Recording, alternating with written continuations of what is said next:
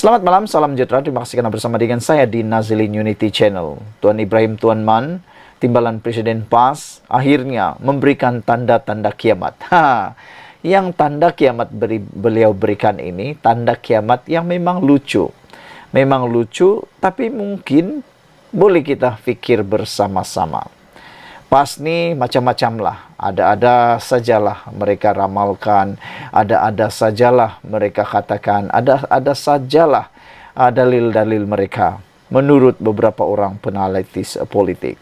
Salah satu perkara yang menarik perhatian kita ialah apabila Timbalan Presiden PAS Tuan Ibrahim Tuan Man mengatakan bahawa tanda kiamat 18 kerusi jadi kerajaan, banyak kerusi jadi pembangkang.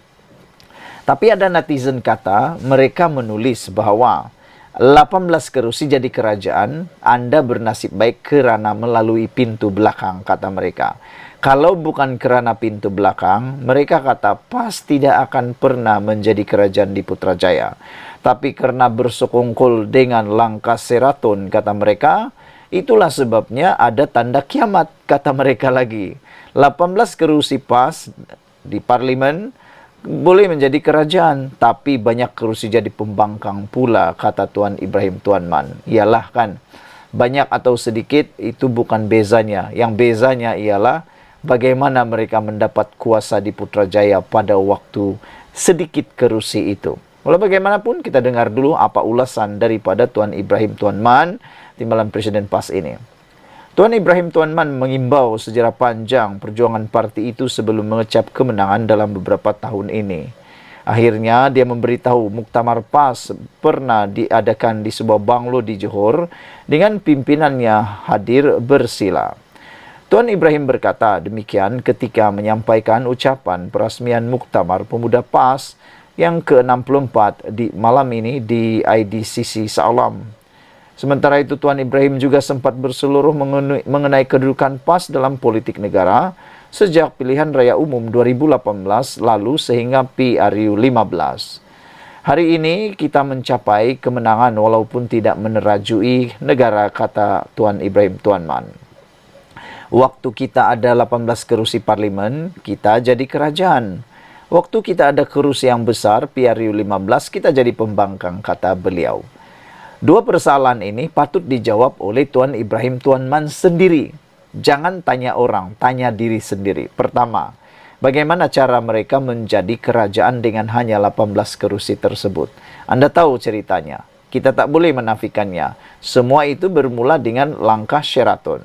Kalau tanpa langkah Sheraton, tak mungkinlah PAS itu mampu menjadi kerajaan di Putrajaya. Tapi itulah langkah Sheraton yang dirancang oleh manusia, akhirnya menjadilah mereka kerajaan. Kedua, semasa mereka mempunyai kerusi yang banyak, mereka jadi pembangkang. Itu pun kerana keputusan PAS sendiri. Keputusannya apa? Apabila Perikatan Nasional menolak titah yang di Pertuan Agong untuk sama-sama di dalam kerajaan perpaduan. Tentulah jawapannya mudah. Kalau PAS menerima titah ke bawah Duli Yang Maha Mulia yang di Pertuan Agong untuk sama-sama membentuk kerajaan perpaduan bersama dengan Anwar Ibrahim, Barisan Nasional, pasti PAS sudah menjadi kerajaan. Tapi kenapa nak persoalkan pula? Tepuk dada tanya selera, jangan sampai meludah ke langit karena muka sendiri. Saudara-saudara sekalian, hingga kan, kata Tuan Ibrahim Tuan Man, itulah tanda-tanda hampirnya kiamat, kata beliau. Menjadi kiamat itu bukan kerana mereka karena disebabkan oleh orang, tetapi kerana pilihan. Semuanya itu tentang pilihan. Pilihan mereka menjadi kerajaan dulu adalah kerana langkah Sheraton. Pilihan mereka menjadi pembangkang pun kerana mereka memilih untuk tidak menurut atau tidak menjadi kerajaan perpaduan.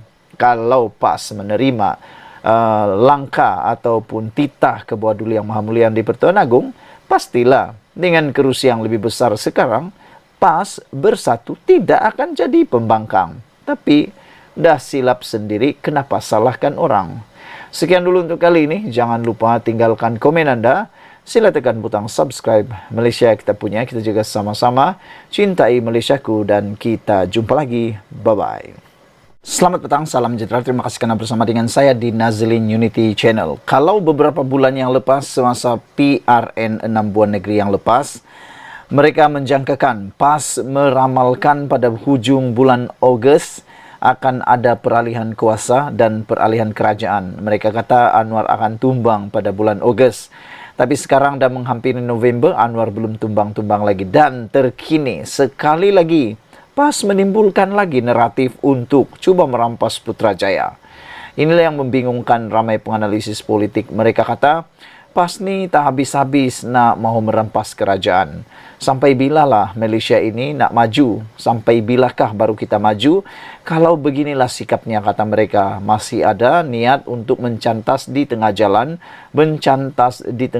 tanpa melalui cara yang sepatutnya, yang dikatakan oleh netizen sebagai peti undi. Mereka kata, kalau nak kerajaan berubah melalui peti undi, laksanakan dulu tugas selama 5 tahun. Kalau anda bekerja dengan baik, kalau anda mempunyai prestasi yang baik, jangan risau, tak perlu cantas-cantas anda akan menjadi ketua atau kerajaan pada waktu itu, kata mereka. Hari ini kita digemparkan lagi dengan ucapan daripada Tuan Ibrahim Tuan Man apabila beliau menyatakan dengan ramalan sekali lagi. Beliau kata tak lama dah, PAS yakin kembali ke Putrajaya. Timbalan Presiden PAS berkata pemimpin luar negara yang menemuinya menyuarakan keyakinan masa depan Malaysia terletak di tangan parti itu dan Perikatan Nasional. Apa pendapat anda dengan pendapat daripada timbalan Presiden PAS ini? Adakah benar bahawa masa depan Malaysia ini terletak di tangan parti itu, iaitu PAS dan juga Parti Perikatan Nasional? Memang benar, mungkin sebahagian akan menyangka itu adalah betul dan juga sebahagian lagi mengatakan ada yang tak betul. Kata mereka, mungkin kalau PAS atau Perikatan Nasional yang memerintah Malaysia menjadi kerajaan, kata mereka, mungkin habislah Malaysia itu yang mereka ramalkan. PAS yakin akan menjadi kembali kerajaan sebahagian daripada parti yang menerajui Putrajaya tidak lama lagi, kata Tuan Ibrahim Tuan Man. Nasib baik kali ini mereka tidak menyebut tarikh atau bulan yang lebih spesifik. Kalau dulu sangat spesifik, mereka kata bulan Ogos, tapi akhirnya tak jadi juga. Kali ini tak jadi lagi lah nih. Saya ramalkan tak akan jadi lagi dan hanya akan menunggu pada pilihan raya yang ke-16 nanti. Timbalan Presiden PAS berkata, pemimpin luar negara yang menemuinya turut menyuarakan keyakinan masa depan Malaysia terletak di tangan parti itu dan Perikatan Nasional. Yang menjadi persoalan netizen ialah, kata mereka, siapakah pemimpin luar negara yang menyatakan perkara tersebut? Kalau tidak spesifik, kata mereka, siapapun boleh cakap, siapa-siapa pun boleh kata. Tapi biasalah, tiada bukti ini sukar untuk kita mahu mempercayainya. Kita nak bukti siapakah pemimpin luar negara itu yang mengatakan bahawa masa depan Malaysia ini terletak di tangan parti PAS dan juga Perikatan Nasional. Jangan-jangan mungkin itu hanya sentimen dan perasaan sendiri. Kita punya peluang menerajui kerajaan, kata beliau, kata pemimpin PAS ini. Dalam tempoh tidak lama lagi, PAS pasti bersama Perikatan Nasional dan menerajui kerajaan pada masa hadapan, kata beliau. Saya dikunjungi ramai pemimpin, wakil kedutaan asing, pimpinan negara luar yang membuat kesimpulan masa depan negara terletak pada Perikatan Nasional dan PAS, kata beliau. Itulah yang kita persoalkan sekarang. Siapa wakil kedutaan asing ini dan dari mana mereka? Kalau tiada nama yang disebut, sukar kita nak percaya. Sebab apapun yang orang cakap, dia perlu bukti. Kata Tuan Ibrahim Tuan Man lagi, kita harus bersedia menerajui kerajaan. Pemuda mesti melengkapkan hakikat tersebut dan bersama pimpinan menerajui kerajaan. Katanya ketika berucap merasmikan Muktamar Pemuda PAS kali ke-64 di Shah Alam. Sekian dulu untuk kali ini. Jangan lupa tinggalkan komen anda, tekan butang subscribe. Malaysia kita punya, kita juga sama-sama cintai Malaysiaku. Bye-bye. Selamat malam, salam sejahtera. Terima kasih kerana bersama dengan saya di Nazilin Unity Channel. Ini satu lagi kejutan paling besar sekali daripada mahkamah. kita digemparkan dengan satu lagi pendedahan dalam siasatan berkaitan dengan 1MDB dan juga Najib Tun Razak. Mahkamah hari ini digemparkan diberitahu bahwa US dollar 681 juta. 681 juta US dollar dalam akaun Najib adalah hasil aktiviti haram. Wah, ini betul-betul menggemparkan seluruh mahkamah. Pegawai penyiasat Fu Weimin berkata, dana itu berasal daripada bond 3 bilion US dollar 1MDB. Ini memang betul-betul mengejutkan saya dan pastinya Anda. Seorang pegawai penyiasat polis memberitahu Mahkamah Tinggi dalam perbicaraan 1MDB Najib Razak bahawa dia mengklasifikasikan sejumlah 681 juta US dollar yang dimasukkan ke dalam akaun bekas Perdana Menteri itu pada tahun 2013 sebagai hasil daripada aktiviti haram. Fu Weimin daripada Jabatan Siasatan Jenayah Komersil berkata, Bukit Aman berkata, berdasarkan siasatan, wang berasal daripada bond 3 bilion US dollar yang diperoleh daripada 1MDB masuk ke akaun Embeng Najib antara 22 Mac dan 10 April 2013. Fu berkata, sebelum kiriman wang, akaun Najib mempunyai baki tertunggak sebanyak 879.8 juta ringgit Malaysia yang menurut saksi itu daripada sumber yang sah. Punya banyak duit. Hayo.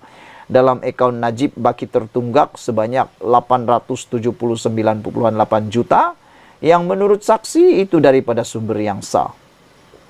Kalau yang berita kemarin kita baca, Najib dan anaknya gagal mengenepikan penghakiman terus berkaitan dengan tunggakan cukai lebih daripada 1 bilion. Ini pula kita dikejutkan pula dengan akaun Najib yang mempunyai baki tertunggak pada waktu itu 879.8 juta ringgit Malaysia. Saksi memberitahu mahkamah bahawa dia menggunakan kaedah masuk dahulu, keluar dahulu untuk membezakan dana daripada aktiviti haram daripada yang diperoleh menerusi sumber yang sah.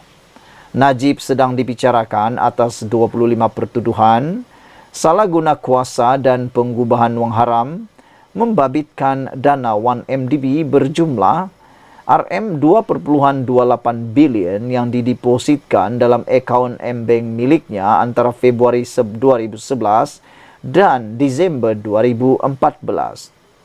Awal hari ini, Timbalan Pendakwa Raya Ahmad Akram Garibi membayangkan bahawa pihak pendakwaan juga berhasrat memanggil seorang lagi pegawai penyiasat, Nur Aida Arifin, untuk memberi keterangan dalam perbicaraan. Bagaimanapun, beliau berkata pasukan pembelaan belum melengkapkan pemeriksaan balas terhadap bekas Gubernur Bank Negara Malaysia BNM Zeti Akhtar Aziz dan penganalisisnya Adam Arif Roslan. Katanya Aida hanya akan memberi keterangan selepas Adam dan Zeti selesai memberi keterangan. Perbicaraan di hadapan Hakim Collins Lawrence Sekura akan bersambung pada 24 Oktober. Saudara-saudara sekalian, sebelum kita berpisah, apa pendapat anda untuk isu dan pendedahan di mahkamah hari ini? Kita memang semua terkejut apabila US dollar 681 juta dalam akaun Najib hasil aktiviti haram mahkamah diberitahu. Sekian dulu untuk kali ini. Jangan lupa tinggalkan komen anda, tekan butang subscribe. Malaysia kita punya, kita juga sama-sama cintai Malaysiaku. Bye-bye.